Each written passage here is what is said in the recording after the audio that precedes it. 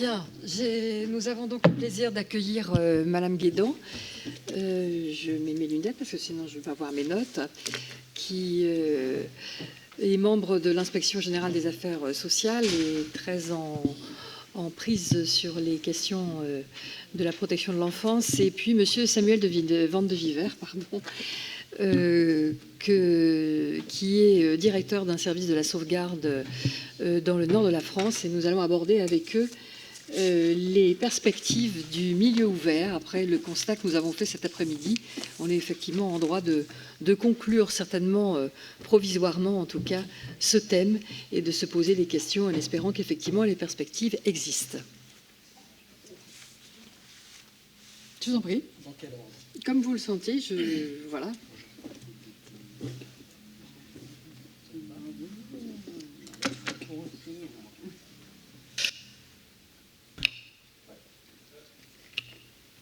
Voilà. Si c'est rouge, ça marche. Ouais, je ne suis pas très doué en technique, pardon. Bien, je n'ai pas la maestria de mes prédécesseurs. Permettez que je m'appuie sur un papier pour vous tenir un propos et surtout vous expliquer de la place à partir de laquelle je me situe. Donc, merci d'abord pour votre invitation. Merci, Madame la Présidente, ma chère Gisèle. Permettez-moi juste de présenter la place à partir de laquelle je parle et les sources des données auxquelles je vais faire référence. Je suis, comme l'a dit Madame Delcamp, directeur de plusieurs services et établissements au sein d'une association du Nord qui comprend au total, pour la partie enfance, 44 établissements et services de protection de l'enfance, dont 17 de milieux ouverts, qui exercent entre autres des AEMO, MJE, AGBF. Je peux parler avec des sigles, je pense que vous êtes tous magistrats à la protection de l'enfance, donc on peut faire des sigles, je pense. L'habilitation qui nous est accordée d'environ 4600 mineurs en AEMO, ce qui représente sur une année d'exercice un peu plus de 6800 mineurs. Ça, c'est juste pour notre association. Donc 6800 mineurs qui sont accompagnés en tenant compte du turnover des entrées et des sorties. Je ne vous fais pas la mécanique, vous savez, vous avez une habilitation entre les entrées et les fins de mesure. Ça représente un flux d'à peu près 6800 mineurs sur l'année. Dans le Nord, il existe une deuxième association, la troisième auquel Mme Bellon faisait référence, a cessé de faire de l'AEMO, pour les nommer le PDSAE, l'établissement public. Il existe une autre association qui exerce des mesures d'AEMO pour un contingentement à peu près similaire, soit 4600 mineurs. En 2005, ces deux associations constituent un observatoire de l'AEMO qui chaque année mesure pour près de 13 000 mineurs les origines de l'AEMO, les fins de mesure, les typologies des familles, les caractéristiques, les difficultés, les particularités de territoire entre une ville ou une autre, les étayages mis en œuvre, et ainsi de suite, et ainsi de suite. Ainsi, nous disposons de données sur, en moyenne, 13 000 mineurs chaque année depuis bientôt 18 ans. Enfin, depuis près de 3 ans, cet observatoire de l'AEMO s'est élargi aux opérateurs du Pas-de-Calais et nous siégeons à ce titre à l'ODPE, auquel une personne faisait référence tout à l'heure. Donc avant de vous parler des perspectives et des enjeux d'évolution de l'AEMO, je voudrais vous égrener ici quelques données tirées de cet observatoire qui vont nous permettre, je pense, de poser peut-être un constat de départ. Sur l'origine de l'AEMO, on constate être saisi à 50% pour des carences éducatives, soit des absences ou des mauvaises réponses apportées aux besoins spécifiques des enfants. Pour 28%, séparation conflictuelle des détenteurs de l'autorité parentale. Ce chiffre était, il y a une dizaine d'années, de 19%. Mais comme le disait Freud, les pathologies suivent l'évolution de la société. Le taux de divorcialité augmentant, il n'est pas anormal de voir arriver des mesures où les gens ne s'entendent plus et où le couple conjugal a du mal à continuer à exister après le couple parental, a du mal à exister après le couple conjugal. 20% des mesures pour lesquelles nous sommes saisis concernent la maltraitance, dont 1% de maltraitance sexuelle. C'est souvent ces mesures-là qui nous choquent le plus. Elles ne représentent toutefois que 1%. 3% de maltraitance physique, 6% maltraitance psychologique et les 10 autres pourcents restants étant de la privation de soins ou de nourriture, ce qui n'est quand même pas négligeable. Du moins, c'est ce qui conduit au drame, souvent. 8% des mesures sont prononcées pour accompagner un retour de placement. À l'inverse, 1% pour préparer un placement. Pour ceux que cela intéresse, je pourrais vous continuer à présenter des chiffres ou alors revenir une fois spécifiquement sur les questions d'observatoire, ou je vous renvoie sinon au site de la sauvegarde du Nord dans lequel vous trouverez toutes ces données qui donnent un peu une représentation objective des choses. Ce que ces chiffres traduisent, c'est le caractère hétéroclite des situations et du coup, au contraire, le caractère généraliste de l'AEMO qui doit donc construire pour chacune de ces problématiques une réponse spécifique. Je n'aime pas l'appellation fourre-tout, mais c'est quand même une mesure dans laquelle on met,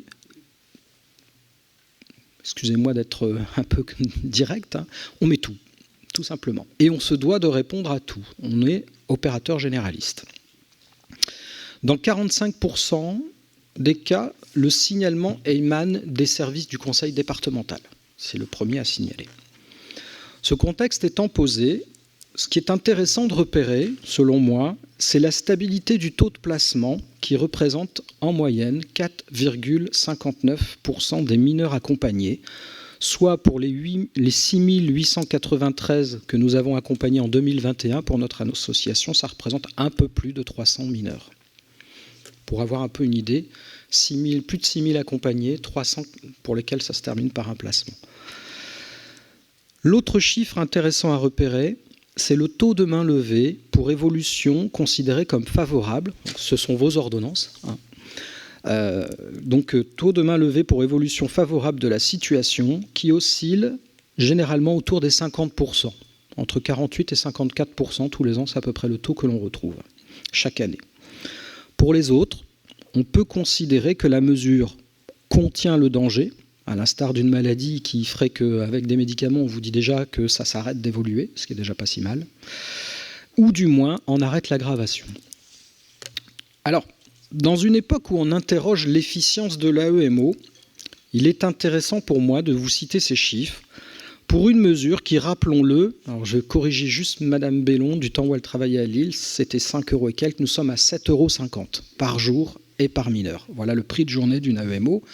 Comparativement, puisque je suis aussi administrateur de l'ANMEX, Association nationale des maisons d'enfants, un placement tourne aux alentours. En France, le prix moyen doit être à 167, je crois, de mémoire.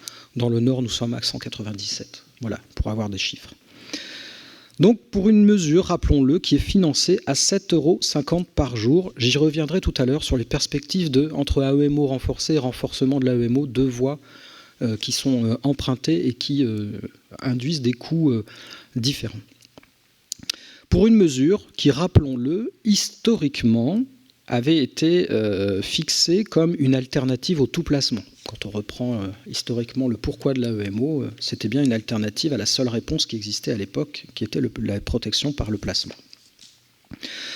Alors, quels sont les indicateurs d'une AEMO réussie dans un contexte où tout doit être efficace, efficient, pour ne pas dire rentable? Les indicateurs d'efficience de la puissance publique, financeurs de la mesure, ne seront probablement, voire certainement pas, ceux du magistrat qui l'ordonne, ni ceux de la famille qui la reçoit ou du service qui exerce la mesure. Par exemple, je vous donne un exemple d'indicateur qui nous arrive, puisque l'HAS vient de nous imposer des indicateurs qualité. Le taux de projet individualisé formalisé. Combien avons-nous signé avec les détenteurs de l'autorité parentale et les enfants de projets individualisés? Ce taux de projet individualisé, si je fais 80% de taux, je vais être considéré comme un très bon indicateur. Ça ne nous dit rien de la qualité de la relation éducative entre un professionnel et une famille, ou de la capacité d'un travailleur social, on en parlait tout à l'heure en aparté, la capacité d'un travailleur social à entrer dans un quartier difficile ou au sein d'une famille vraiment très difficile et compliquée où plus personne ne rentre, et d'y être non seulement admis, mais aussi reconnu. Par contre, si j'ai mes 80% de projets individualisés, je suis considéré comme un bon opérateur d'AEMO. Pour sortir de ces dissensus sur la qualité, la perception de la qualité devrait peut-être donc plus se situer entre la qualité voulue, la qualité servie et la qualité perçue par les différents acteurs de la mesure. Autre effet de contexte qui, selon moi, connote le regard posé sur l'efficience de l'AEMO est celui du rapport au temps de notre société. Il y a un mois, j'assistais à une conférence de l'historien François Hartog, Je ne saurais pas vous restituer ses propos, parce que c'était assez brillant, mais je ne suis pas historien et je n'ai pas sa maestria. Mais celui-ci décrivait les mécanismes par lesquels notre société est passée à l'ère de l'immédiateté, où le présent prédomine, les cycles se raccourcissent. Ça explique aussi le turnover de nos professionnels dans les services. On avait avant...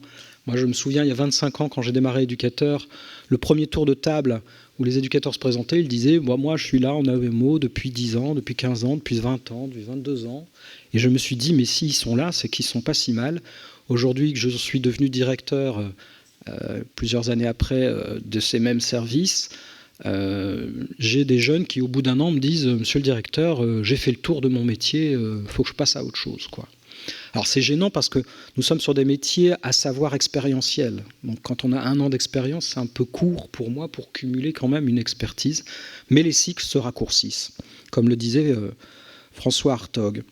La vertu du temps long a cédé le pas à la croyance que ce qui est rapide est efficace, moderne.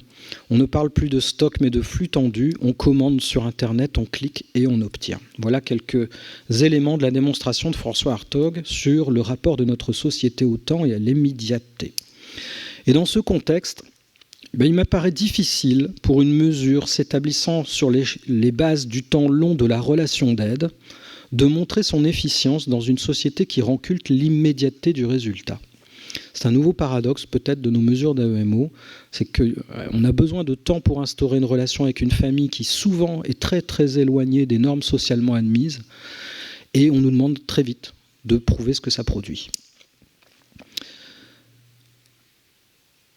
Aider une famille effectivement à corriger ses carences éducatives peut parfois prendre du temps. Il faut effectivement du temps pour entrer dans la famille, premièrement, nouer une relation, deuxièmement, conduire cette relation avant que les conseils et l'aide proposée prennent sens et soient facteurs de changement, tout en veillant à l'évolution du danger sur les enfants qui, lui, parfois, ne nous laissent pas ce temps long. Je ne sais pas si j'étais clair, ça va ? On m'arrête. Donc il ne suffit pas de dire aux personnes aux prises à des difficultés ce qu'elles doivent faire pour qu'elles entament le changement. Et à ce titre, la combinaison de la symbolique judiciaire, je n'ai pas tout à fait le même point de vue, je pense qu'elle est essentielle au démarrage d'une mesure, parce que c'est le temps où on se dit les choses. C'est-à-dire que la symbolique judiciaire, pour moi, n'est pas que le côté père fouettard, entre guillemets, je reprends l'expression tout à l'heure. Elle est aussi un temps donné où tous les acteurs sont en présence et on se dit les mêmes choses au même moment. Et que ce cadre posé permet quand même de démarrer quelque chose, et c'est un premier acte d'efficience, en tout cas. Donc à ce titre, la combinaison de la symbolique judiciaire que vous incarnez avec l'aide concrète proposée par nos services joue ici de sa nécessaire complémentarité, mais elle doit effectivement, ça c'est le pas de côté que nos services doivent faire ou qu'ils ont abandonné ou qu'ils n'ont plus appris à faire. On se doit de se coupler à des approches qui aident au développement du pouvoir d'agir des gens et de se vivre aussi. Alors je suis très prudent là-dessus parce que nous ne sommes pas des services soignants. Mais si nous oublions que nous avons une fonction, entre guillemets, thérapeutique, nous passons à côté de quelque chose, de mon point de vue. Et donc là-dessus, je rejoins totalement les propos de tout à l'heure, c'est qu'il y a eu une transformation du travail social. J'y ferai une allusion un petit peu sur la fonction que la société nous assigne. Alors dans ce contexte, et suite à cet état des lieux, plusieurs perspectives s'ouvrent à l'AEMO. Il y a effectivement plusieurs pistes et enjeux qui se dessinent. Le premier enjeu, j'y reviendrai pas, on l'a longuement abordé. Néanmoins, c'est le plus urgent, c'est déjà de sortir de la crise des métiers de l'humain et de rendre ces métiers attractifs pour pallier aux difficultés de recrutement. Cela passe effectivement par une reconnaissance salariale, mais aussi par une reconnaissance symbolique de l'utilité sociale de ces métiers. Je fais une petite parenthèse. J'étais hier en séminaire et il y avait une historienne, Michel Salle, qui intervenait sur la vocation du social. C'était intéressant parce qu'elle était remontée au 19e siècle sur qu'est-ce qui fait qu'on rentre dans le travail social. Donc déjà, on n'apprenait pas, mais elle confirmait que c'est un travail excessivement féminin. Et elle allait plus loin en disant que ça a toujours été présenté comme des métiers à vocation, et que la racine quand même de vocation, c'est qui vient de Dieu. Donc quand même, ça connote sacrément les métiers. et que la vocation renvoie aux qualités personnelles et pas aux compétences. Et que dans notre société, on paye les compétences, mais les qualités, on est censé les avoir.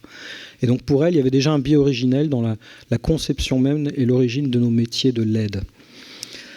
Et puis, si on regarde du côté sociologique, sur l'évolution de la fonction du travail social, eh ben, on se rend compte que on est passé d'une fonction de la promesse d'un avenir meilleur que devait nous donner le travail social, c'est-à-dire d'un lendemain meilleur.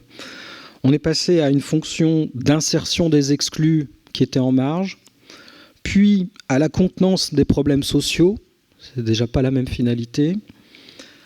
Ensuite, on passe à la protection des personnes, comme si le travail social ne pouvait plus aider les gens, mais simplement les protéger de ce qui allait arriver, de notre société insécure et des lendemains incertains.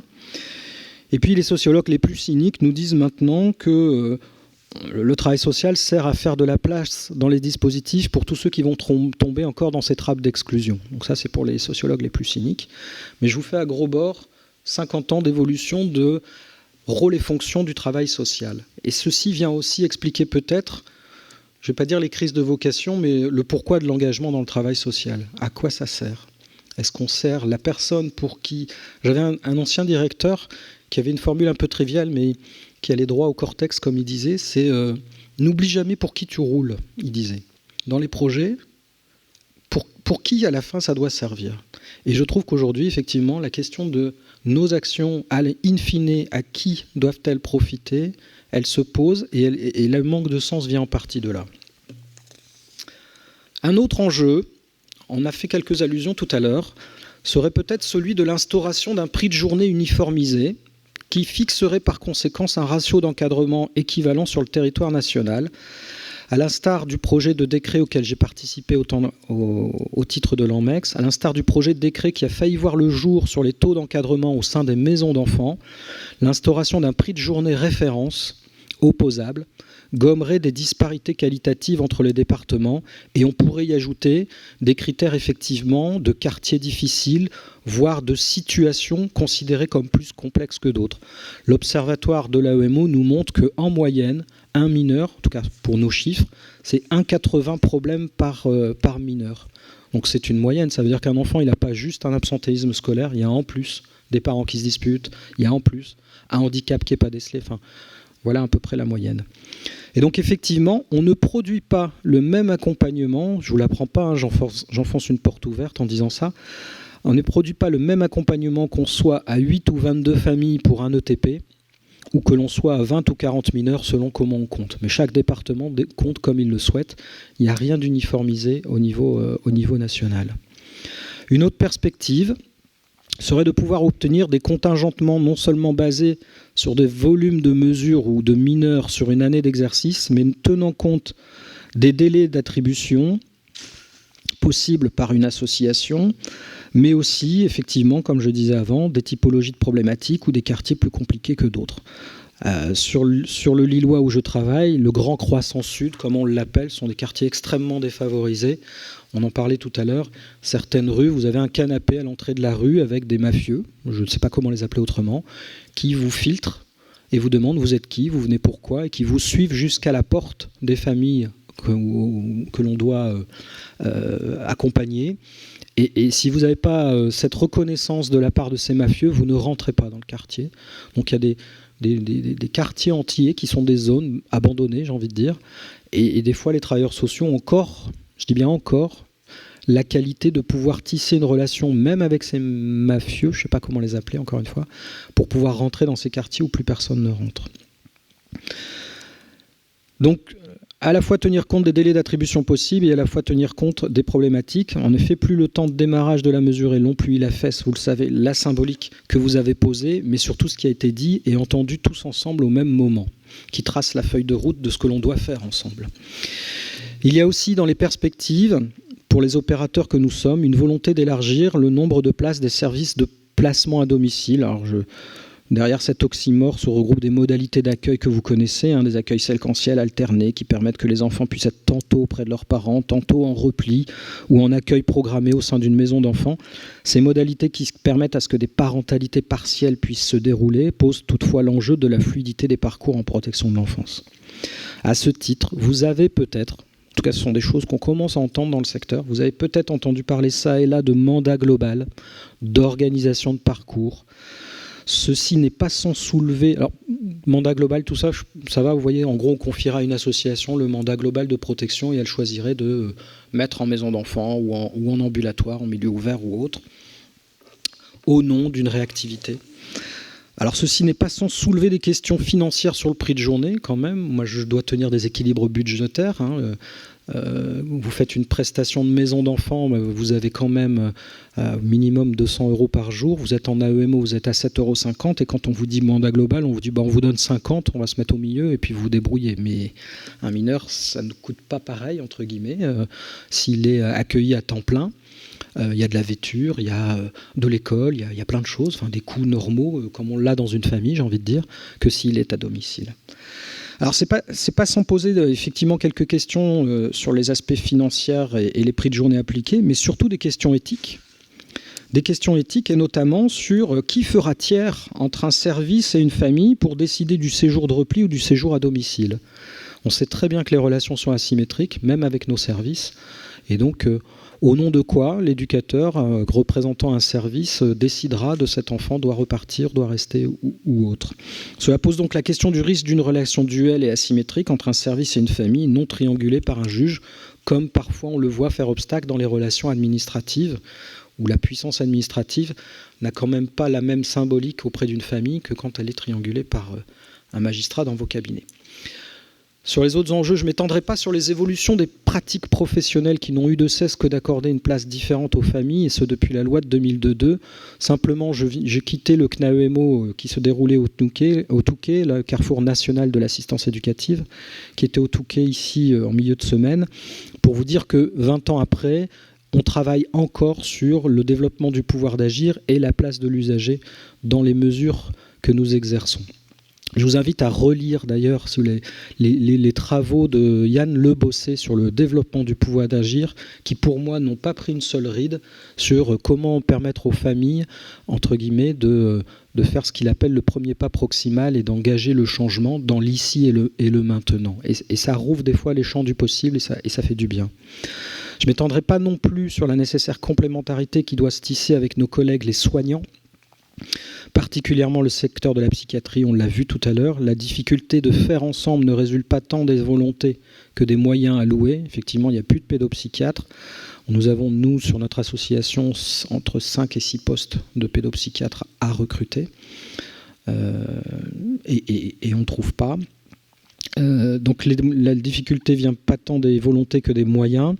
Si ce n'est pour vous dire que des associations comme la nôtre, je nous estime chanceux, puisque nous gérons aussi des ITEP et que nous travaillons à réorganiser nos services de manière à coupler les maisons d'enfants, les services d'AEMO et les ITEP pour pouvoir vraiment faire des passerelles. À titre d'information, dans les internats que je dirige, 40% des enfants relèvent d'une reconnaissance MDPH, sans pour autant qu'elle soit mise en œuvre, faute de place. Pourtant, les maisons d'enfants doivent assurer la prise en charge de ces enfants. Le confinement, de ce point de vue, était assez...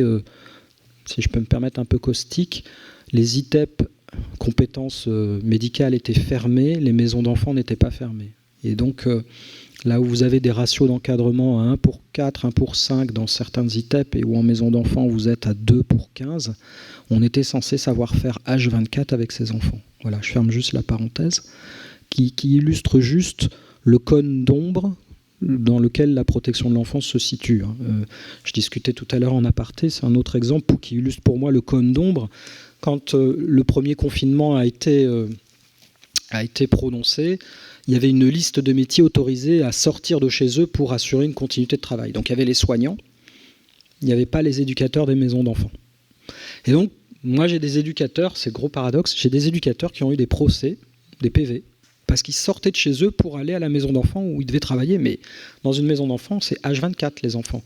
Et en AEMO, faire de l'AEMO à distance, en visio, bon, je vais le dire un peu crûment, en vrai c'est bien l'humain aussi, de se rencontrer en chair et en os. En tout cas c'est plus efficient, si on doit parler d'efficience. Donc ceci illustre pour moi effectivement que la protection de l'enfance était vraiment en dehors des radars. En tout cas, on ne faisait pas partie de ces métiers dits essentiels et dits prioritaires. Donc on essaye, nous, avec nos petits moyens, de bouger nos organisations de services, nos structurations, de rapprocher les services d'AEMO, des services des maisons d'enfants, de nos ITEP, pour vraiment réussir à faire des parcours et essayer de pallier un tant soit peu les difficultés de place et de moyens. Enfin, une autre perspective pour le développement de l'AEMO qui réside dans l'intensification en fréquence et en qualité des interventions. Sur ce point, il y a deux voies possibles, grosso modo. Et vous les connaissez puisque chaque département les a plus ou moins développées. La première voie, c'est celle de l'AEMO renforcé, qui vise par le biais d'un meilleur financement à baisser le ratio entre un éducateur temps plein et une famille. Actuellement, nous, dans le Nord, nous situons à 1 pour 18, 1 pour 20. Un éducateur 18 à 20 familles, c'est à peu près ça le ratio. Et donc, si on a un meilleur financement, c'est ce qu'ont les services d'AEMO renforcé, bien évidemment, mathématiquement, vous tombez sur les services d'AEMO renforcé à un ETP, un équivalent temps plein, pour 8 à 10 familles. Effectivement, on ne fait pas le même travail quand on en a 18 que quand on en a 8. J'enfonce encore une fois une porte ouverte, mais c'est juste pour vous faire le parallèle avec une autre voie qui aurait pu être prise et qui rejoint, je crois que c'est la question de Mme Bellon, pourquoi on n'arrive pas à monter le prix de journée de l'AEMO, qui, je le rappelle, est à 7,50, là où un service d'AEMO renforcé va tourner à 15-17 € à peu près, qui n'est pas non plus un placement domicile qui est à 40-45. D'accord ?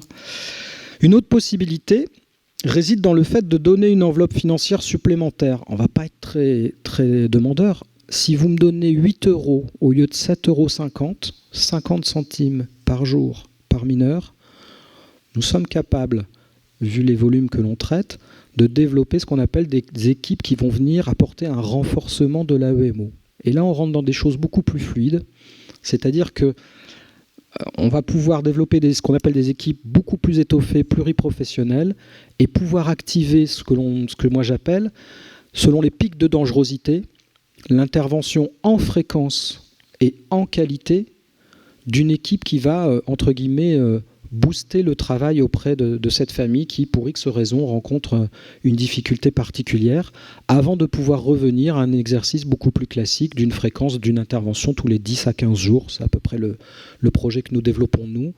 En AEMO classique, on est sur une fréquence de 10 à 15 jours. Et là, vous voyez bien qu'on est sur une voie différente. C'est-à-dire que, d'un côté, vous avez l'AEMO renforcé où on a fait un développement, j'ai envie de dire, classique, nouveau projet, nouvelle habilitation, nouveau prix de journée et nouveau contingentement. Et les services d'AEMO renforcés, de mémoire, tout opérateur confondu pour Lille. Lille, je rappelle, c'est la 4e ville de France. Ça doit être à peu près, si on prend la grande couronne de Lille, c'est à peu près 5 millions d'habitants, je crois, de mémoire.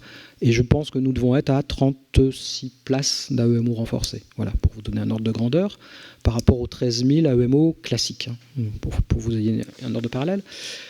Donc, on a développé l'AEMO renforcé de manière classique. On développe un nouveau projet, une nouvelle habilitation, un nouveau contingentement et se reproduit exactement la même chose. Les services sont engorgés, ils ont des listes d'attente.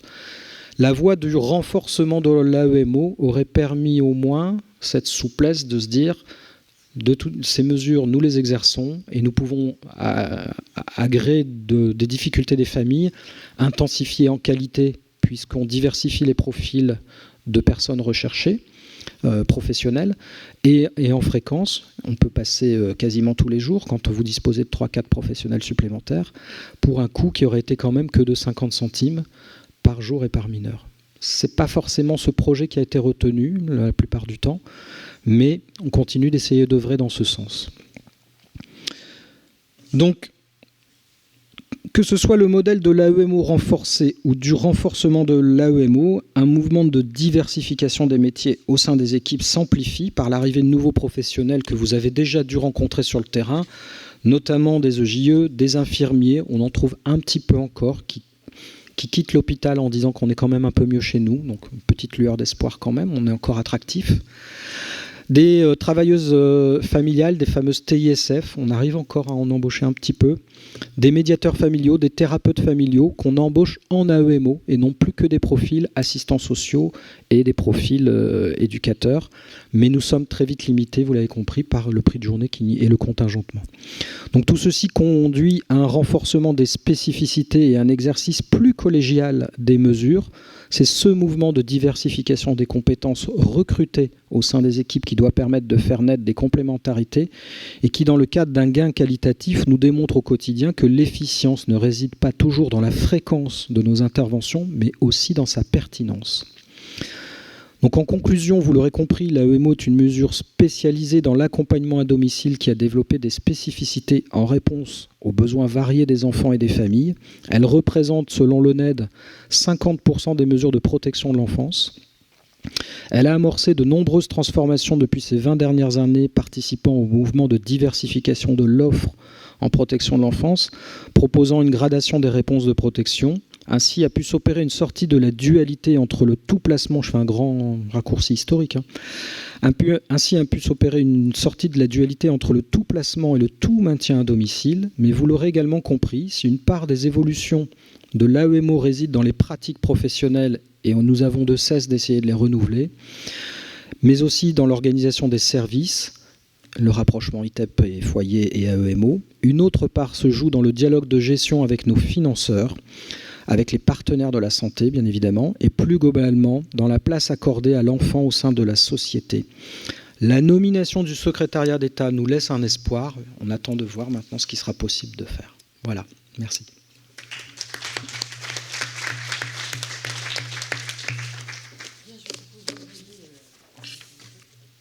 Madame Guédon, sur votre intervention. Oui.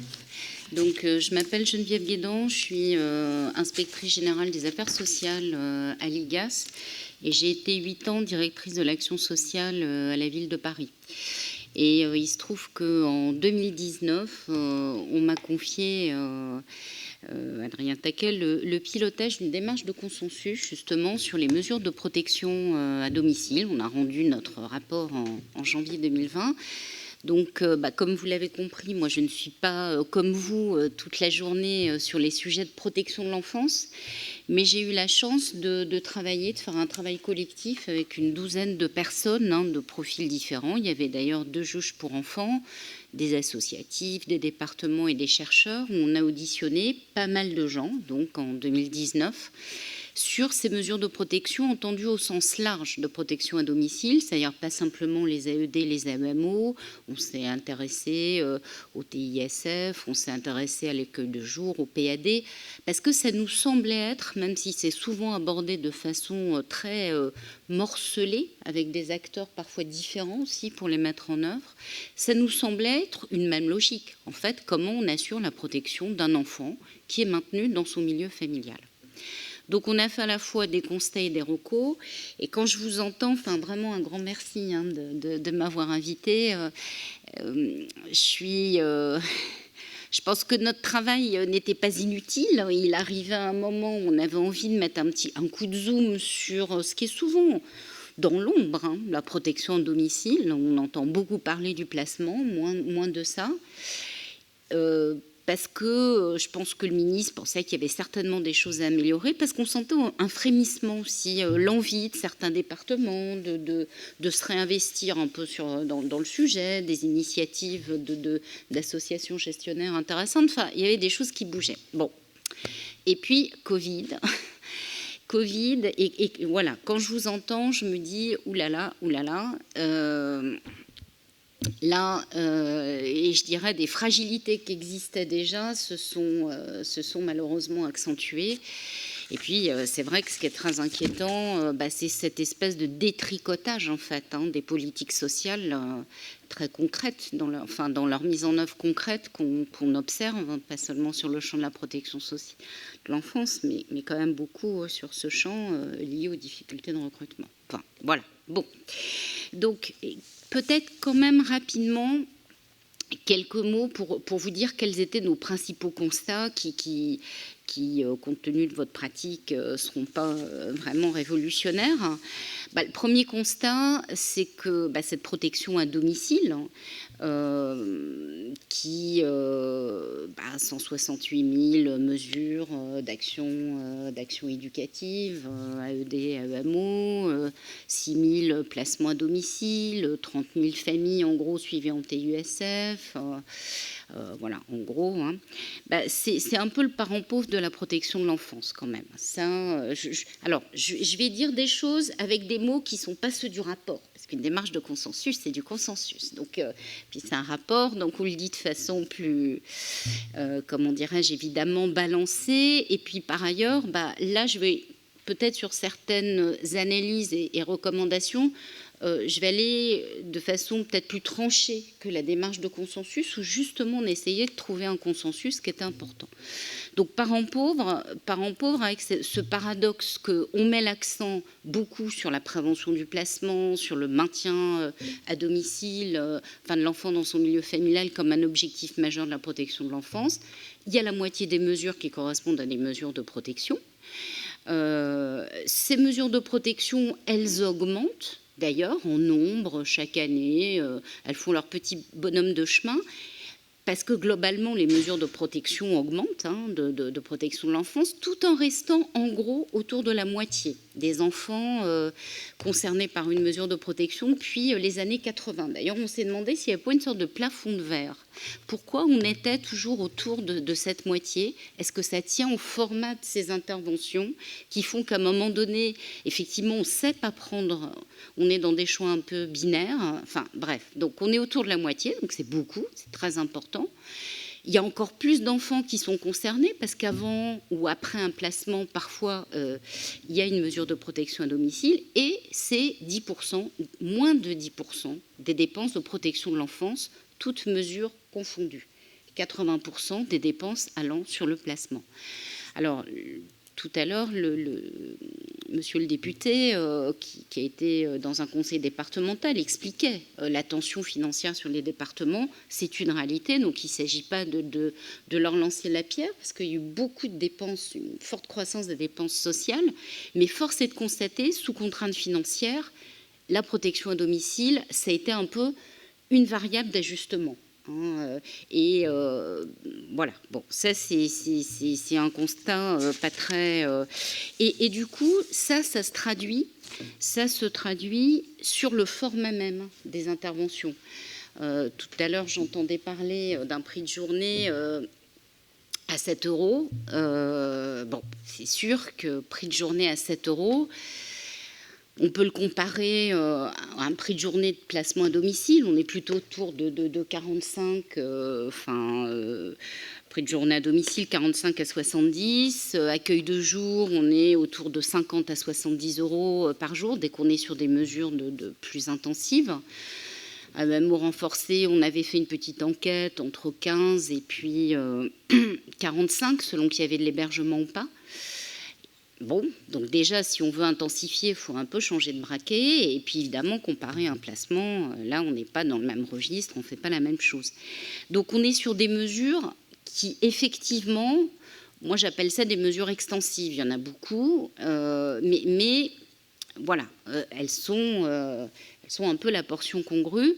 Et ce qui m'a frappée pour avoir travaillé dans le champ du handicap, c'est de comparer un peu ce qu'on fait dans le champ de la protection de l'enfance et du handicap, donc toutes proportions confondues. Mais dans le champ du handicap, notamment pour les enfants, on a mis l'accent sur tout ce qui est prise en charge en milieu ordinaire, mais avec des services qui interviennent sur ces prises en charge d'enfants qui ne sont pas en établissement. Un CESAD, c'est 45 € par jour. Voilà. Si on veut faire une comparaison. Bon, donc, un peu la portion congrue, donc on a aussi un peu pour son argent en termes d'intensification. Autre point important de nos constats, c'était une gouvernance assez éclatée, donc là aussi, voilà, 69% de mesures judiciaires, la loi de 2007 qui n'a pas décollé, on pourra revenir sur des facteurs... peut-être des hypothèses pour éclairer ça, et puis aussi parfois des couloirs de nage. parce que comment dire, parfois il y a des services d'AED, des services d'AEMO, une famille qui pourrait passer en AED, en théorie, elle changerait d'éducateur parce que dans tel département, c'est pas la même équipe, donc on va s'auto-censurer, enfin bref, donc il y a des cabinets de juges s'assurer. Et dans cette judiciarisation, il y a aussi un positionnement qui est complexe entre juges et départements, et un positionnement des départements vis-à-vis de la protection à domicile qu'on a beaucoup senti. Ça a pu être un des points de débat d'ailleurs lors de la démarche de consensus, c'est-à-dire que les départements estimant que ce lien direct finalement entre juges et services d'AEMO, qui mandatent directement un service d'AEMO, c'est une manière de les mettre un peu à côté, que du coup on les traite comme des payeurs et rien de plus, et que après tout, dans ce cas-là, ils ont suffisamment à faire et à s'investir sur d'autres champs. Et je pense qu'il y a une part de ressenti et de vérité. Enfin, moi, je l'ai un petit peu vécu dans une vie antérieure, y compris travailler sur des nouveaux cahiers des charges, parfois, alors beaucoup d'eau a coulé sous les ponts, mais le département pouvait être interpellé par les services sur leur légitimité, même en tant que payeur, à s'avancer sur ce champ. Il y a de la Libye aussi, c'est-à-dire face à des départements noyés, du coup, on ne va pas faire de PPE, de projet pour l'enfant, on va moins investir, on l'utilise comme marge ces mesures à domicile, un peu comme marge d'ajustement dans un système qui est complètement sous contrainte. Et l'autre chose aussi qui nous a frappé, c'est parfois une certaine segmentation des différents services qui interviennent à domicile. Alors, je sais que ce n'est pas, par exemple, le cas dans le Nord, où il y a vraiment un travail très étroit entre TISF et services d'AEMO qui nous avait paru assez exemplaire, mais enfin, c'est pas toujours le cas, et droit commun, et aussi services de droit commun et services d'AEMO. Donc ça, c'était sur un peu les fragilités de la gouvernance qui ne facilite pas une approche commune, et notamment quand on est dans des grandes difficultés comme on est aujourd'hui, j'y reviendrai. Après, on avait eu des interrogations sur la nature même, enfin le format, le contenu de ces interventions. C'est-à-dire que plusieurs intervenants l'ont dit, finalement, les mesures d'AEMO, les mesures de protection à domicile plus largement, c'est une sorte de couteau suisse qui va être utilisé aussi bien comme sur des situations familiales un peu fragiles où on voudra avoir un œil, un peu le rôle observation, que sur des situations lourdes, compliquées, et parfois même un recours à l'AEMO par défaut. C'est-à-dire que face à une embolie du placement, on se dit, plutôt que rien du tout, enfin, ou quelque chose, mais dans des délais, une mesure d'AEMO. Donc, on est sur des situations qui, en termes de gravité, de danger, et puis aussi de problématiques, sont très différentes, avec les mêmes équipes, les mêmes outils, qui font ce qu'elles peuvent pour essayer de moduler leur intervention, mais enfin, elles font ce qu'elles peuvent dans certaines limites. Et ça, par contre, on peut le comparer à ce qui se fait dans des pays anglo-saxons, où ils n'ont pas cette logique de mesure, en plus une mesure qui parle d'un enfant et pas d'une famille. Je crois que c'est Madame Bellon qui le disait tout à l'heure, que lorsqu'elle essayait d'avoir la composition familiale, c'était pas si fastoche, ce qui peut sembler un peu évident. Quand on intervient pour protéger un enfant, on l'intervient, et d'ailleurs les services le font, en travaillant avec la famille, en regardant ce qui se passe dans la fratrie, éventuellement chez les tiers. Enfin bref, donc cette notion de mesure individualisée sur un enfant, on comprend une part de la logique, mais on comprend aussi toutes ses limites. Et donc, on avait regardé un tout petit peu la notion de programme de protection dans certains pays anglo-saxons, où là, par contre, ils parlent de problématiques, de types de situations, de fragilité, de danger pour des enfants, pour des familles, je sais pas moi, familles dans des situations par exemple, de risque liés à des problèmes psy des parents. des programmes plutôt dédiés à des ados avec des problèmes. Alors du coup, là, ils protocolisent beaucoup, c'est des interventions souvent beaucoup plus intensives. Enfin, c'est une toute autre logique d'intervention. Donc, il ne s'agit pas de dire qu'il faut le prendre comme ça, on est dans un autre univers, mais ça donne à réfléchir sur d'un côté couteau suisse, et de l'autre côté, programmes qu'on leur limite aussi, anglo-saxons hyper protocolisés, qui peuvent s'arrêter selon les priorités politiques du moment où tout d'un coup, là, il n'y a plus rien. Et nous, on se disait, et ça je pense d'ailleurs que ça peut être une piste pour la suite, ça vaudrait le coup d'expérimenter peut-être des approches de programmes construits sur aussi des éléments un peu scientifiques par certains aspects, qui intègrent les besoins fondamentaux de l'enfant, des problématiques un peu fines. Et on pensait par exemple essayer d'expérimenter un programme pour la protection à domicile des tout-petits, des moins de 3 ans. Ce serait vraiment très utile, et en y mettant aussi de l'argent de l'État, une évaluation, soutenir des services qui feraient de l'expérimentation et des départements, des services médicaux, bref. Donc essayer de mieux rapprocher cette diversité des situations, et puis en face des mesures qui elles, sont quand même moins diverses. Alors, elles sont moins diverses en théorie. Quand on regarde la loi, il y a toute une sympathique palette de mesures. Après tout, on peut faire de l'accueil de jour, on peut faire de l'AEMO renforcé, des ISF, puis une AEMO, c'est pas nécessairement une fois par mois, comme vous le disiez vous-même. Il y a plein de pratiques qui peuvent être enrichies. Dans la vraie vie, ce qu'on a constaté, ce à quoi vous confrontez tous les jours, c'est que le choix réel, même s'il y a une tendance à il y avait une tendance à la diversification, souvent le choix est fort limité. Les départements ne diversifient pas tous. On avait identifié, par exemple, il y avait en gros 60% de départements qui faisaient de l'AEMO renforcée, une moitié qui faisaient du PAD, mais souvent de façon hyper homéopathique. C'est ce que vous disiez. Qu'est-ce que ça veut dire 36 AEMO renforcés dans un département qui est le plus grand de France comme le Nord? C'est un peu c'est tant mieux pour ces 36 mesures, mais c'est pas ça qui change radicalement la manière dont on protège à domicile les enfants. Donc globalement, on se retrouve avec des mesures qui sont plutôt extensives qu'intensives. Extensives parce qu'elles sont pas très intensives, et aussi parce que souvent elles durent dans le temps. Et elles durent dans le temps parce que finalement la situation ça s'améliore, mais c'est pas complètement stabilisé. Donc on va vouloir conserver un petit œil. Et ça sert de béquille collective et de réassurance collective, je pense, aux départements, aux travailleurs sociaux, peut-être aux familles elles-mêmes, qui finalement s'en accommodent. Et on peut se poser la question, est-ce qu'il ne faudrait pas mieux des mesures un peu plus intensives, mais un peu moins longues, un peu moins longues parfois, et que peut-être même financièrement les départements s'y retrouveraient peut-être. Alors on n'est pas capable de le démontrer. Et effectivement, ce qui est inquiétant, c'est que on a une embolie des dispositifs les plus intensifs. Ils sont très très très vite embolisés.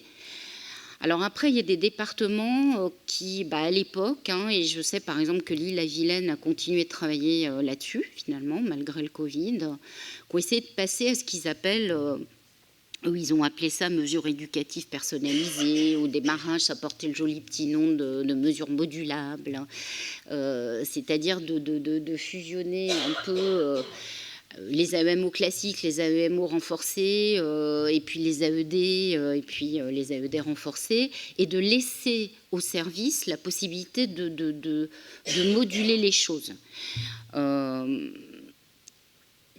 Mais dans le cadre du projet pour l'enfant, c'est-à-dire c'est pas les clés de la maison qu'on donne à un service en disant débrouille-toi et voilà. C'est demander au juge d'être plus précis sur les objectifs, ce qu'ils attendent d'une mesure de protection, de l'expliciter davantage. Demander là, le département fait systématiquement un projet pour l'enfant, donc il se mouille, ce qui est très rare quand même, d'avoir des projets pour l'enfant dans des situations d'AMO. Et puis, par contre, après, le service pouvant moduler davantage. Alors, ils le déploient, maintenant c'est généralisé depuis 2021, ils sont prudents sur le bilan d'ailleurs, mais ça a été rendu aussi possible parce qu'ils avaient un volant de mesures renforcées assez important. Donc du coup, la fusion, c'était pas gérer aussi la pénurie en redéployant un petit peu de moyens de mesures renforcées. Mais ça montre comment on peut essayer d'ajuster les choses. Et ils ont rajouté de l'argent, en fait. Ils ont rajouté 300 mesures pour... voilà. Autre chose qui nous avait semblé intéressant, c'est les mesures pour les tout-petits. Alors, les moins de 3 ans. Parce qu'à moins de 3 ans, c'est vrai, ils ne sont pas nombreux en matière de protection, et de protection à domicile encore moins. Mais est-ce qu'ils ne sont pas nombreux parce qu'ils n'ont pas besoin d'être protégés, parce qu'on n'a pas encore repéré le risque, et c'est que lorsque les gamins arrivent à l'école qu'on commence à repérer des choses? Est-ce qu'ils ne sont pas nombreux parce que aussi on se dit on va essayer de se débrouiller avec la PMI, parce qu'il n'y a pas vraiment de réponse adaptée. Mais là, nous, ça nous est apparu comme un sujet d'interrogation, de préoccupation. Alors on a vu des bonnes pratiques intéressantes, soit de services spécialisés, soit de services qui s'adjoignaient des compétences de JE, d'auxiliaires de puère. Le JE, ça peut être vraiment très intéressant, en plus de TISF. Évidemment, une intervention plus intensive, accueillir soit l'enfant en halte garderie, pour qu'il ne soit pas que dans le milieu familial. C'est que là, le tout domicile a une limite, pour un tout petit qui ne va pas raconter ce qui se passe, puisqu'il ne parle pas. Voilà, donc on a vu des choses qui pouvaient être, ou des accueils mère-enfant, des choses qui étaient vraiment intéressantes, mais là aussi, encore très limitées. Et moi, ce qui m'inquiète dans ce qu'a dit, je crois que c'était le juge, Madame Bellon, c'est de penser qu'il y a des mesures en attente pour des tout-petits. Parce qu'alors là, c'est vraiment une situation de risque majeur. Et on y reviendra sur la priorisation. Mais si dans un système contraint, il faut faire des priorités qui sont toujours frustrantes, la priorité quand même des tout-petits, à la fois en matière de PPE et de mesures, me semble très, très importante. Bon, après, on avait travaillé aussi sur les pratiques professionnelles, mais je passe les pratiques socio-éducatives où quand même, il semblait que parfois, elles étaient un peu décalées entre peut-être le profil des familles, parfois même leurs attentes, et les approches un peu classique, parfois de certaines formes de travail social, où on essaye de faire évoluer la prise de conscience, le comportement, mais les familles qui sont quand même très, très, très en difficulté, où parfois ce qu'elles attendent, c'est aussi une aide beaucoup plus concrète, style ce que peuvent faire les TISF, ou justement, c'est pour ça que l'accueil de jour, ou le PAD peuvent être plébiscités parfois même par les familles, même si elles ont l'air intrusifs, parce que c'est un soutien qui peut sembler plus concret, quoi. Bon, voilà. Je passe là-dessus, mais on avait fait tout un joli petit crobard sur Nadège Sévrac, une sociologue qui était en appui de la mission, très intéressant sur une grille de lecture des différentes typologies. Et puis, je dirais, dans ces failles en fait de l'offre, les délais. Mais les délais, vous en avez beaucoup parlé. Mais déjà, il y avait eu un rapport de l'IGAS en 2019 sur les délais d'exécution des décisions de justice, y compris de placement, qui tirait la sonnette d'alarme. Là, quand je vous entends, je me dis qu'on est passé dans une autre dimension. et que il faudrait peut-être soit refaire une actualisation pour que, par exemple, la nouvelle ministre, elle ait la réalité de l'urgence, en fait, de ce qui est en train de se jouer en ce moment-là. Et ce qui était un peu aussi frappant, c'est qu'il n'y avait pas toujours des instances de régulation de ces délais ensemble, c'est-à-dire en parler, avoir des départements qui est conscient, enfin qui suivent eux-mêmes ces délais, notamment pour les AEMO. Ça se fait dans bien des endroits, ça ne se fait pas de partout. Voilà, donc ça c'était les constats, mais pas très voilà. Alors, les pistes qu'on avait faites, et peut-être celles que je réinterpréterais un peu, qui ne sont pas miraculeuses, sinon on serait vraiment très fiers de nous, mais je pense que par rapport à ce qu'on avait écrit en 2019, on avait insisté, nous, sur des chantiers de fond, c'est-à-dire une forme de réforme de fond de la protection à domicile, apportée progressivement dans les années qui viennent. J'y reviendrai, ça reste, je pense, valable, parce que quand même, même si la protection à domicile est vraiment un rôle éminent dans la protection de l'enfance, on a l'impression qu'on arrive aussi à des limites de ce modèle. Mais là, maintenant, on a aussi un sujet d'urgence qui est celui des délais. D'où ce que je disais, peut-être actualiser un panorama général, objectiver département par département, en faire vraiment un sujet partagé, justice, département et puis service, parce que c'est aussi un peu choquant parfois de voir, moi je l'ai vu dans un rapport de collègues, sur une mort d'enfant, justement une mort d'un enfant de 15 mois qui était en mesure d'AEMO, où c'était le service qui priorisait en fait. Alors il avait eu des indications de son département pour prioriser, mais c'était quand même lui qui priorisait. Donc je trouve qu'en termes de responsabilité, on ne peut pas tout rejeter sur un service. Et à un moment donné, il faut que ce soit une forme de travail partagé sur ce sujet-là.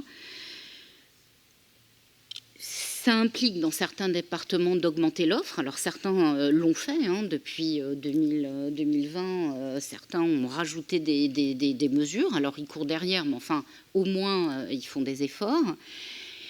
Mais c'est vrai qu'on a le sujet des problèmes de recrutement. C'est-à-dire qu'il ne suffit pas de créer des postes, comme le disait M. Piketty, encore faut-il avoir des travailleurs sociaux. Donc ça, c'est tout le sujet du recrutement à travailler nationalement à travers des revalorisations et localement. Mais là, je n'ai pas de solution magique sur le sujet, si ce n'est effectivement d'être convaincu que c'est le chantier majeur des années qui viennent. Sinon, nos politiques sociales, de toute façon, même si on a de l'argent, elles sont en train de se déliter, quoi.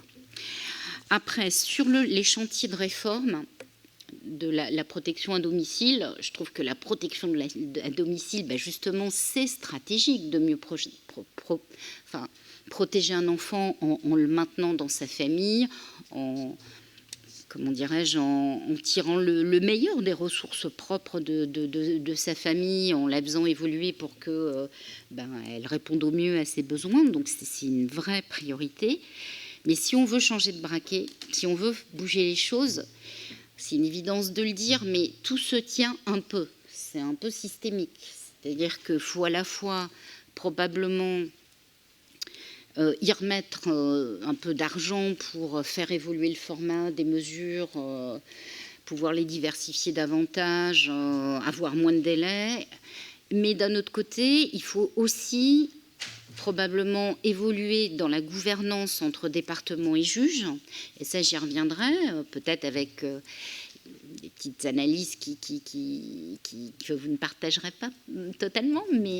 Et puis, par ailleurs, aussi évoluer dans les pratiques. Nous, on a entendu des choses un peu rudes quand on a fait la démarche de consensus. Alors, rude et presque cynique, mais des départements, pas majoritaires, mais des départements qui justement nous disaient, nous, les mesures d'AEMO, de toute façon, qu'est-ce que ça va produire, une intervention par mois, Voilà, et puis en plus, on n'est pas aux manettes. Donc, voilà, moi, c'est pas ma priorité, et puis je l'assume, quoi, hein. Bon, alors après, du coup, si on veut regarder les fils à tirer, je pense qu'il y a le sujet de la gouvernance quand même qu'il faut aborder. Alors, dans le cadre de la démarche de consensus, il y a plusieurs facettes là-dessus. Donc, il y a un sujet, et là, j'en rajoute par rapport à la démarche de consensus, vu la manière dont la situation a évolué. Et la loi, d'ailleurs, de février 2022 va dans ce sens-là. C'est-à-dire que la loi de février 2022, elle dit que l'État, sur ses compétences propres, contribue à la protection de l'enfance. C'est-à-dire que, certes, le département est chef de file. Enfin, l'État, il a une énorme responsabilité à travers les juges, mais à travers la santé, le handicap de l'enfant, l'éducation, enfin tout ça. Alors, la loi, elle dit, c'est bien, c'est un peu enfoncer une porte ouverte, on pourrait se dire, mais c'est un point d'appui. Et je pense qu'effectivement, les mesures de protection de l'enfance, elles ne peuvent pas écoper à la petite cuillère, je dirais, les limites des mesures de droit commun qu'il y a par ailleurs. Souvent, elle amortit, elle sert de filet de sécurité, ces mesures d'MMO, mais elles ne répondent pas à tout. Donc ça, c'est un premier sujet. Et il y a quelque chose qui a été amorcé par Adrien Taquet, qui est une forme de contractualisation entre départements et État, qui permettait de donner un peu d'oxygène à certains départements, justement, pour des mesures, pour avoir un tout petit peu de marge de manœuvre pour améliorer leur dispositif. Je pense qu'il faut aller dans ce sens-là plus fortement. Il y a des politiques sur lesquelles on le fait. J'ai été directrice de la Caisse nationale de solidarité pour l'autonomie dans le champ du handicap et des personnes âgées. C'est pas la panacée, mais on avait beaucoup de dispositifs de contractualisation avec l'État où on y mettait plus d'argent. Voilà, même lorsque c'était décentralisé.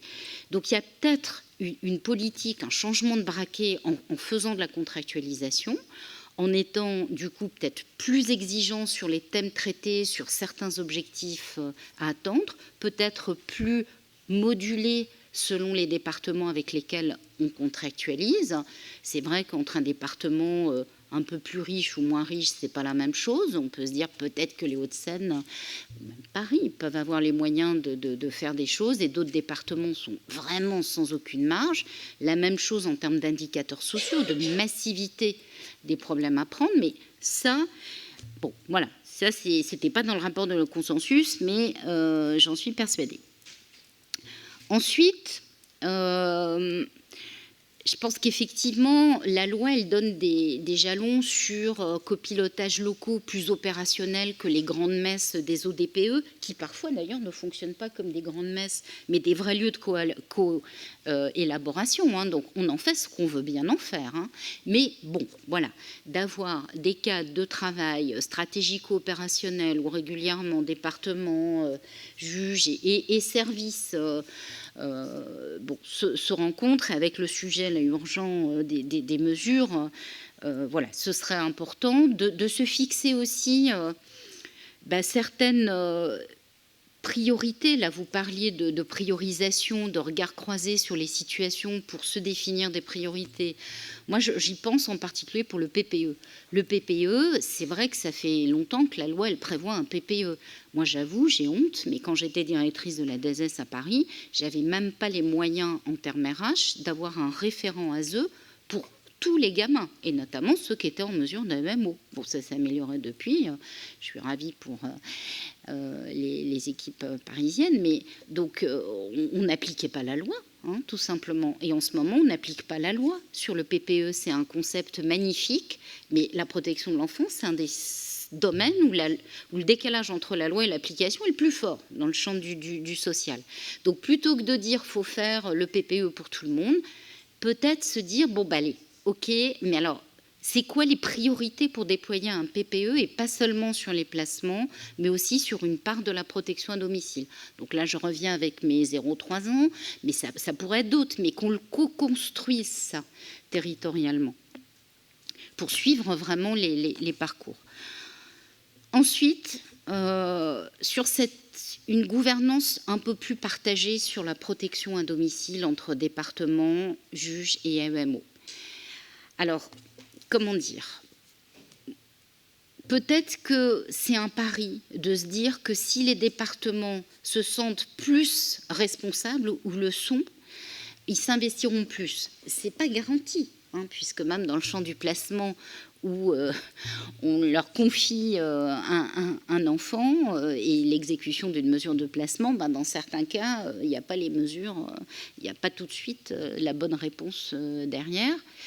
Cela étant, moi j'ai l'impression quand même que là, les départements, même ils se sentent très mal quand ils sont dans ce genre de situation. Donc ça va peut-être bouger, ça bouge un peu plus. D'où la question. Est-ce que... Donc il y a eu un point de dissensus sur le mandat global. Pour mandat global, on n'entend pas tout à fait la même chose que vous avez évoquée.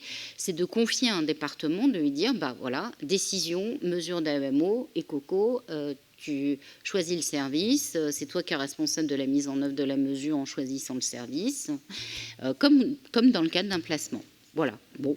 Et puis c'est toi qui es responsable, et moi je suis dans mon rôle de juge, où je décide que dans cette situation-là, il faut, non pas un placement, mais une mesure à domicile pour atteindre tel et tel objectif, et puis vous mettez en œuvre, moi je vais suivre, voilà. Donc il y a eu gros dissensus au sein de l'équipe, de tous les côtés. J'avoue que ça ne suscitait pas l'enthousiasme des juges pour enfants, des 2 juges pour enfants qui étaient membres de l'équipe, ni des départements qui l'étaient aussi, parce qu'ils avaient peur, certains, de voir arriver une avalanche de situations dans lesquelles davantage s'impliquer, et les services d'AEMO, la plupart, n'étaient pas très favorables non plus, avec une petite méfiance à l'égard des départements. Bon, dont acte. Moi, je m'interroge. Franchement, je ne pense pas que ce soit miraculeux, mais à un moment donné, ça irait dans le sens d'une plus grande clarification, je pense, de la responsabilité de chacun, mais ce n'est que ma position. Et puis déjà, on pourrait faire des choses, des améliorations à cadre juridique constant. Effectivement, rien n'empêche les départements de travailler sur l'offre, sur des cahiers des charges de mesures, sur le suivi des parcours, mais en étant reconnus comme légitimes pour le faire, justement dans le cadre d'un travail partagé. Voilà.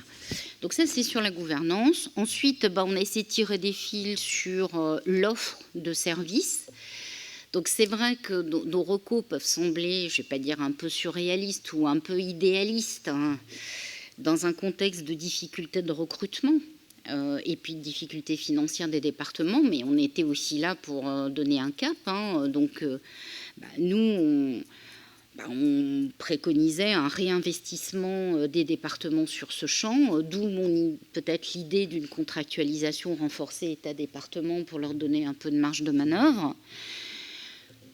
On se dit que si la loi a pris la peine de définir une palette de mesures de protection à domicile, c'est un peu interpellant qu'il y ait des départements où elles n'existent pas. Donc si on réactivait une contractualisation, ça pourrait être une des dimensions de la contractualisation. Tu veux des sous un peu en plus dans le cadre de la contractualisation, dans ce cas-là, voilà, est-ce que le département met en place de l'accueil de jour, un peu de renforcé,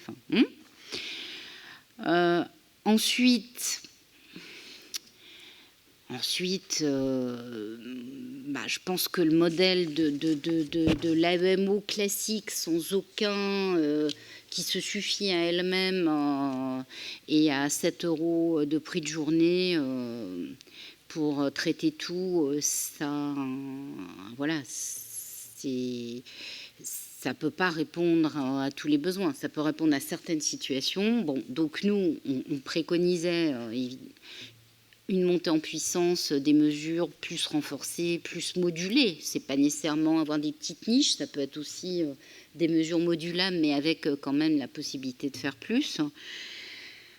Bon, donc ça c'est le cap. On entend bien que l'argent, les recrutements sont compliqués, mais si on ne se donne pas le cap, si on n'ose même pas penser ça, on ne le fera jamais. Donc on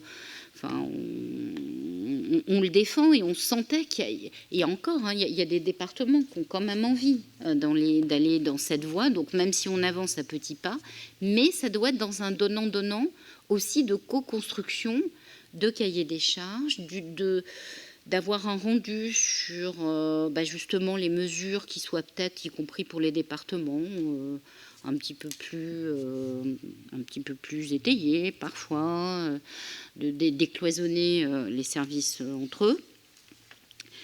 Face à ces difficultés de recrutement, je trouve que la piste qui a été évoquée de diversifier les profils des équipes, elle est très riche. Et c'est pas qu'un palliatif, c'est pas qu'un pis-aller plutôt qu'un palliatif. Parce que avoir un EJE dans une équipe, avoir une TISF, c'est d'autres pratiques, d'autres modes de faire, d'autres compétences, et ça peut être très riche.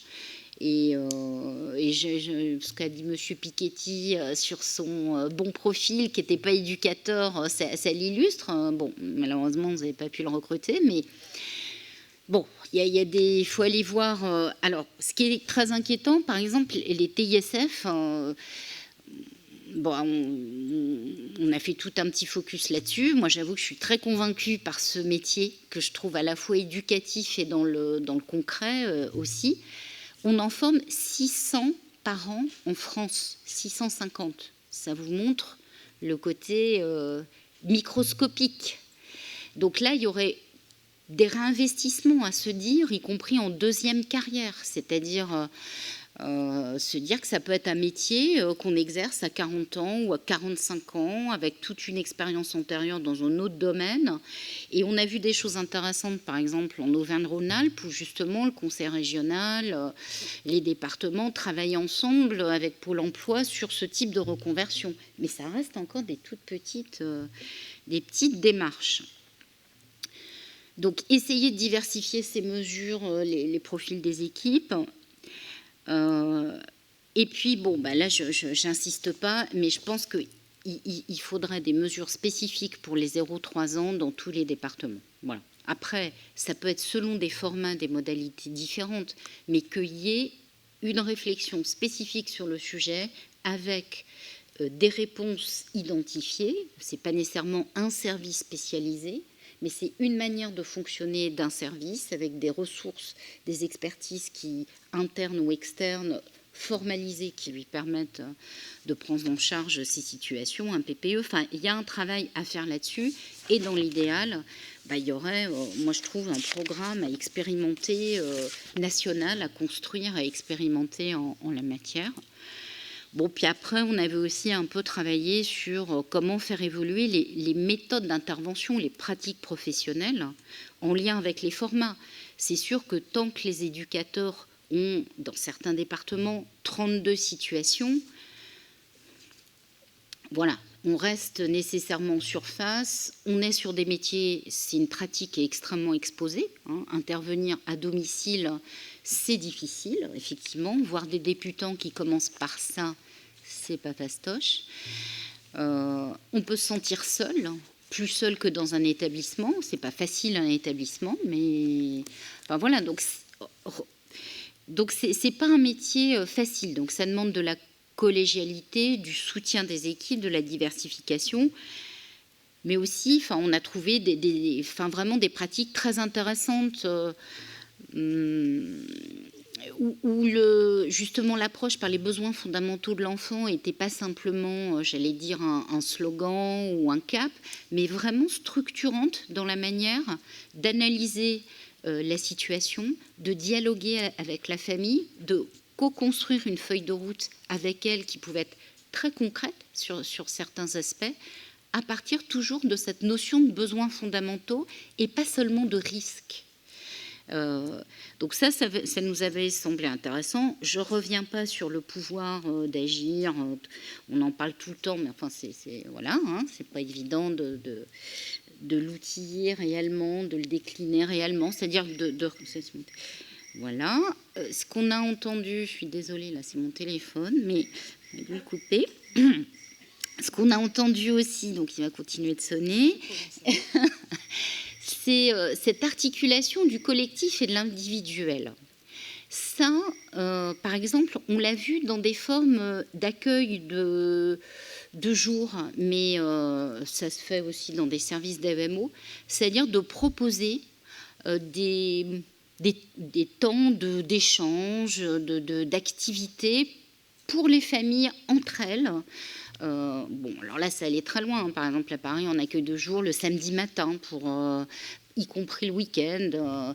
Et ces temps-là, où les familles s'entraînent ensemble, à la fois les travailleurs sociaux sont moins isolés, mais les familles aussi. Moins isolées, moins dans aussi... moi, j'ai ma mesure pour mon enfant.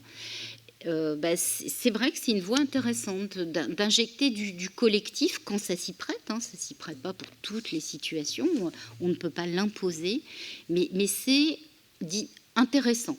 Comme dans les pratiques professionnelles et je dirais aussi dans la manière dont les travailleurs sociaux peuvent se décaler, ne plus être que dans le tête-à-tête avec leur famille, mais dans une approche où on travaille avec d'autres, où les collègues travaillent aussi avec la même famille. Ça décale aussi le regard. Et parfois, on découvre des compétences de famille que dans un bilatéral de l'intervention classique, on repérait peut-être un peu moins. Voilà. C'est un peu touffu ou décousu, mais en gros, c'était les principaux messages. Mais je le dis avec humilité, parce qu'effectivement, c'est vu depuis une démarche de consensus et pas avoir tous les jours les familles en face de soi, qu'on soit juge ou qu'on soit dans un service ou même un référent ASE et confronté à des équations parfois qui peuvent sembler, je pense... pas à la limite de l'impossible, enfin voilà, pas impossible, mais à la limite. Merci beaucoup, merci pour votre propos, qui n'est pas décousu, je vous rassure tout de suite. L'un comme l'autre, vous nous avez passionnés par... Finalement, il n'y a pas de solution magique, vous l'avez dit, mais en même temps, il y a quand même des ouvertures. Moi, j'ai retenu un certain nombre de thèmes. Vous avez parlé de... Je vais remettre mes lunettes, sinon je ne vais rien voir. De priorisation, de valorisation, concertation. Effectivement, s'asseoir autour d'une table a toujours du sens. Se dire les choses et pouvoir ensuite, à partir du moment où on les a dites, chacun de notre place et dans le respect de la place de l'autre, c'est certainement déjà une amorce de travail pour envisager non pas de résoudre les difficultés, mais en tout cas d'amorcer une réflexion sur comment faire pour sortir de l'impasse dans laquelle on peut se trouver et dans laquelle effectivement les juridictions pour mineurs se trouvent, comme on en fait le constat depuis ce matin. Je ne sais pas si vous avez des questions. Voilà, je vois. Voilà.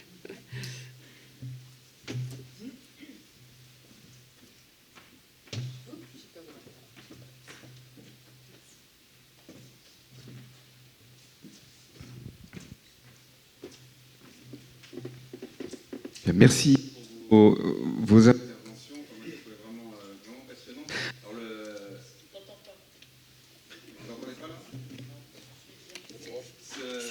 Quand il aura reconnu ta voix, ça va aller beaucoup. Ce rapport, donc, issu quand même d'une mission de consensus, je trouve qu'il fourmille d'un tas d'idées. J'aimerais bien savoir qu'est-ce qu'il en est devenu derrière. Parce que, bon, c'est très bien. En plus, c'est vraiment une démarche, encore une fois, de consensus. Donc, c'est quelque chose qui est quand même destiné derrière à servir de base à des avancées, à des innovations. Vous faites état d'un certain nombre d'expériences qui sont particulièrement intéressantes. Je pense à celle de Vilaine, par exemple. Mais qui s'est emparé finalement de ce travail? Déjà, au niveau... Il vous a été commandé par Adrien Taquet. Ouais. D'accord. Qu'est-ce qui a été décliné finalement autour de ces mesures de... On a très peu entendu parler finalement. Enfin, moi, j'ai pas tellement d'écho. Enfin, sur les... Alors, il y a le Covid juste après. Mais qu'est-ce qu'il en est devenu au niveau de qu'est-ce qui a été impulsé à partir de ce rapport? Et est-ce que je m'adresse également à monsieur, est-ce que les sauvegardes, par exemple, enfin, ces associations se sont emparées aussi? Est-ce que ce rapport circule? Est-ce qu'il donne des idées? Est-ce que... Voilà, je reprends l'exemple de cette mesure modulable, par exemple? Est-ce qu'on en est toujours au stade de l'Ille-et-Vilaine ou est-ce qu'il y a d'autres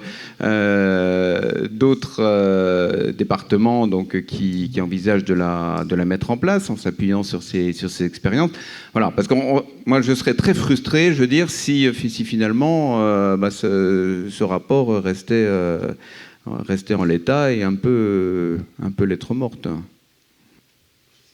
Alors, effectivement, on a commencé, je dirais, avec Nadège Sévrac, qui était la sociologue avec laquelle on a travaillé, de faire un peu la tournée des popotes. On est allé au CNAEMO, d'ailleurs. On est allé dans des URIOPS, présenter notre rapport, mais...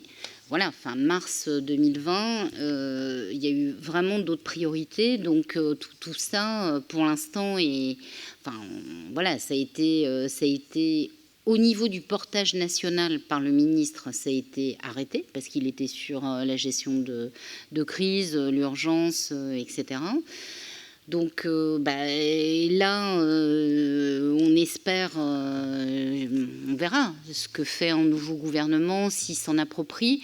Et au niveau des acteurs de terrain, on était aussi allé le présenter à l'ANDAS, aux collègues des départements. Et là, ce qu'on sent, c'est qu'il y en a qui restent intéressés. Par exemple, cette mesure modulable, elle existe aussi... à Nantes, en Loire-Atlantique, où ils commençaient à l'expérimenter, ils la font mener en puissance, mais dans le même temps, la Loire-Atlantique, elle est comme d'autres départements, avec je ne sais combien de mesures en attente, où ils ont dû en créer. Donc là, on est encore, je le crains, un peu en post-crise. Enfin, post-crise sanitaire, mais encore crise par certains aspects. Donc, voilà.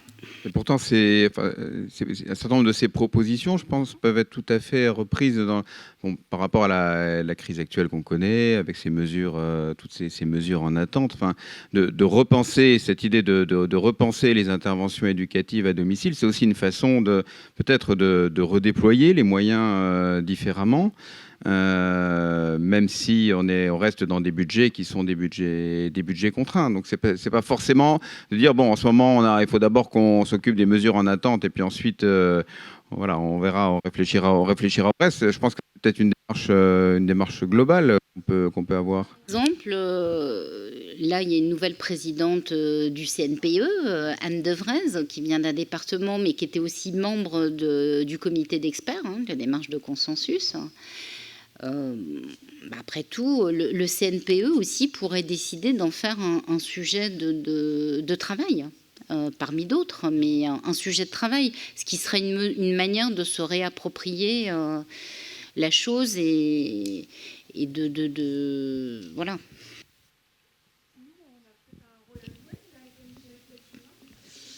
On a peut-être un rôle à jouer là, avec une fois que les élections seront passées, auprès de notre nouveau secrétariat à l'enfance, d'État à l'enfance, pour dire qu'on demande que ce rapport soit un peu ressorti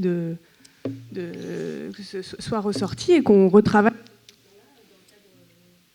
Voilà, je pense qu'on a peut-être quelque chose à dire, nous aussi, de notre demande auprès de notre secrétaire d'État de travailler cette question. Mais je pense que faire passer le message de l'ampleur des délais, en plus elle est bien placée pour le savoir, je pense, la nouvelle ministre. Bon, c'est peut-être mon obsession, mais quand même, l'idée, relancer une nouvelle contractualisation, ça peut être aussi intéressant pour une ministre. Et puis c'est assez... Qui est co-tutrice de la DPJJ, par ailleurs. Voilà.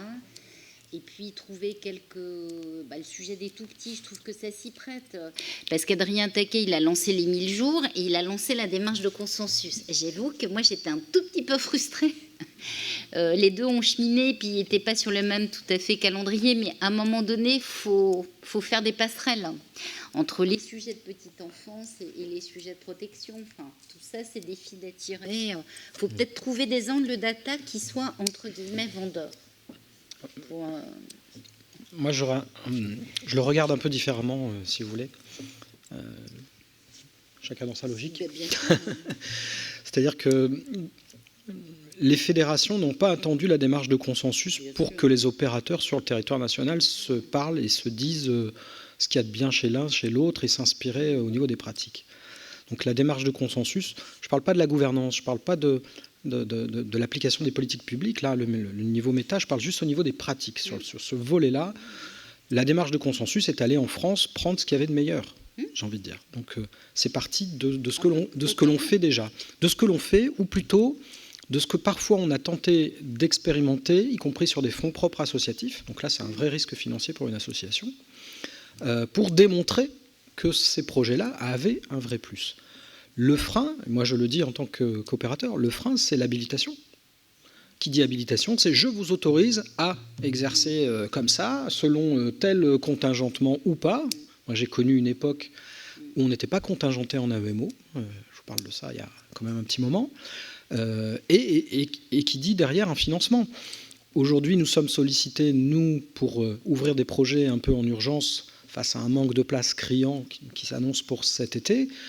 Et derrière, on nous dit bien, mais il faut que ça reste dans l'enveloppe qui est prévue. Alors, ok, il y a des contingences financières. En tant que citoyen, j'ai pas envie de doubler mes impôts. Donc, enfin, on connaît tout ça, quoi. Je veux dire, mais le souci n'est pas la volonté des opérateurs. Le souci, c'est vraiment qui est prêt à faire le pari de nous habiliter pour faire. Et là, quasiment 100% des projets émanent des associations, des fédérations qui sont très actives. Vous avez des fédérations qui sont vraiment très très actives et qui sont force de proposition. Donc je le regarde un peu différemment. C'est vrai que depuis un certain nombre d'années, on a connu une époque sur l'île où les mesures n'étaient pas contingentées. Et depuis 2015, alors je ne reviens pas sur l'histoire, mais bon, on la connaît. On est dans un système où la demande doit répondre à l'offre. Et ça, c'est pas le sens de l'humain. Voilà. Donc, oui, qu'on réfléchisse à des solutions, bien sûr, s'asseoir autour d'une table, etc. Comme tu dis, cet été, effectivement, il y a des questions qui vont se poser et qui se posent déjà. Et en tout cas, la question qui se pose là, c'est de dire, dans l'urgence, qu'est-ce qu'on fait au vu de la situation telle qu'elle se présente? Parce qu'il y a les questions de fond pour essayer d'éviter que ce phénomène ne perdure et, si tant est qu'on arrive à le solutionner, qu'il ne se reproduise plus. Mais en tout état de cause, là, dans l'instant, il y a des questions urgentes à résoudre. Donc là, je veux dire, partenariat, c'est bien, mais la question, elle se pose essentiellement à l'égard du département, en termes d'habilitation, en termes de financement. Il y a cette double casquette. Donc, effectivement, nos regards se tournent vers les départements.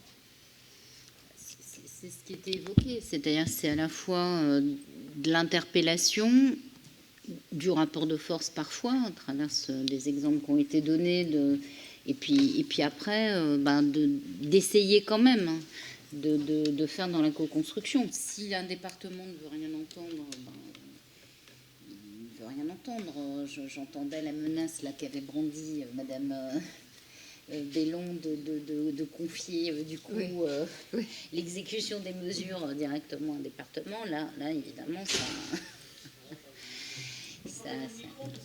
Ah, pardon.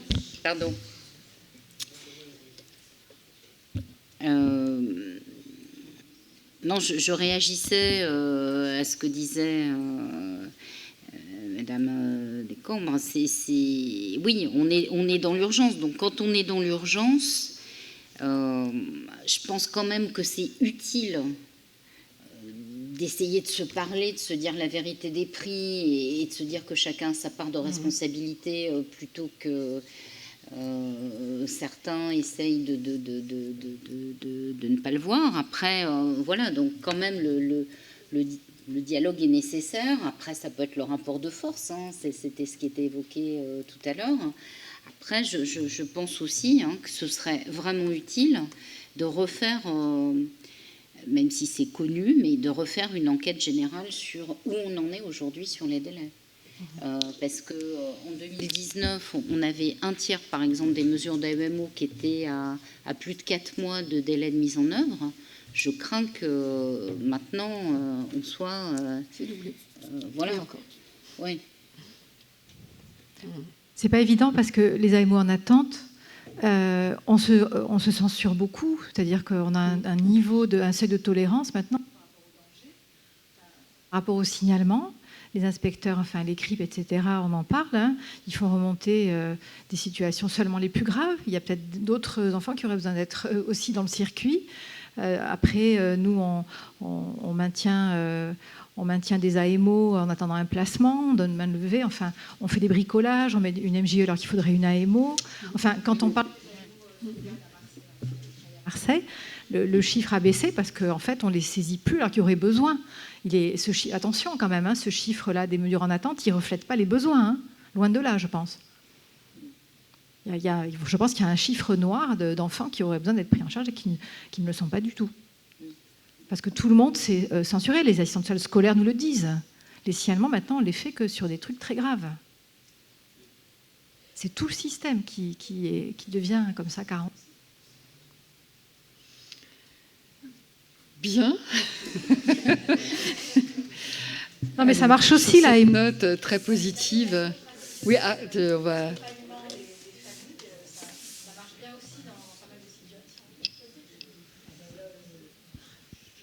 Attends. Oui, je vais... Marche. Ah, là, ça marche, ok. C'est pas une réponse à quoi que ce soit, mais là, je suis venu aujourd'hui, franchement, je crois que c'est la première journée depuis très longtemps que j'ai réussi à me sauver, quoi, à faire autre chose que le travail, enfin, en tout cas, en dehors des périodes de vacances. Mais j'ai réussi quand même à aller à une demi-journée du schéma départemental sur le Val-de-Marne, sur les réflexions concernant justement ce schéma.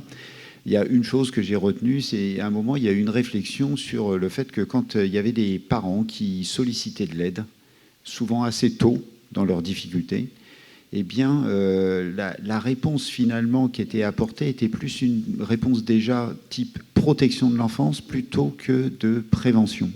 C'est-à-dire que tout de suite se mettait en place un dispositif vécu par les familles assez lourdingue, assez envahissant et assez jugeant, avec des gens qui arrivent, qui font une évaluation, etc., qui est utile. Mais je pense qu'elles ne perçoivent pas tout de suite que elle a demandé une aide et on leur apporte une étude. Et ça, je pense que c'est un peu à la marge. Non, c'est effectivement un retour qu'on a dans nos cabinets sur une première audience. Hein. Voilà, il y a peut-être une chose, et puis derrière, on a parlé des temps, mais entre cette dame, ou cette maman, ou ce papa qui demande de l'aide, et le début,